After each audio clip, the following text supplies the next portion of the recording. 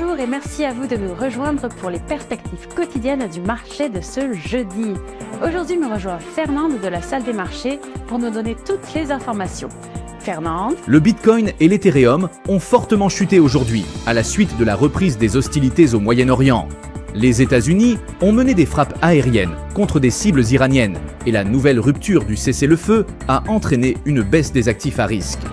La demande en crypto-monnaie s'affaiblit généralement en période d'incertitude géopolitique. Le compte-rendu de la première réunion de la Fed présidée par Kevin Warsh révèle que 9 des 18 membres du comité de politique monétaire estimaient qu'une hausse des taux d'intérêt avant la fin de l'année se justifiait, même si le comité a décidé à l'unanimité de maintenir les taux inchangés entre 3,5% et 3,75%. Les marchés asiatiques ont connu une forte chute. Le Kospi sud-coréen perdant plus de 5% et le Nikkei japonais environ 2%, alors que la reprise des frappes américaines contre l'Iran a fait flamber les cours du pétrole et ébranler la confiance des investisseurs de la région. L'action Amazon a augmenté de 0,5% lors de la dernière session. L'indicateur stochastique RSI indique un marché suracheté. L'euro a connu une légère hausse de 0,2% par rapport au dollar lors de la dernière session. L'indicateur stochastique RSI indique un marché suracheté, la paire.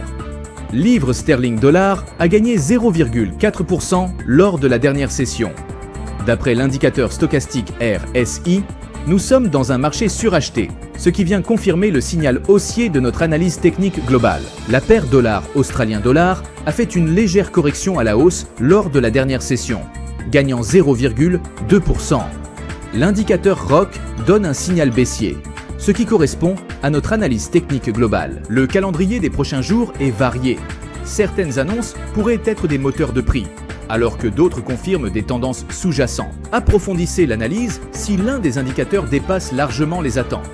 Une telle divergence peut signaler un changement de paradigme économique. Nous espérons que vous avez apprécié les perspectives quotidiennes du marché de ce jeudi. Nous souhaitons à chacun de vous une journée de trading productive. Reconnectez-vous demain matin pour entendre les dernières nouvelles et les événements des marchés financiers.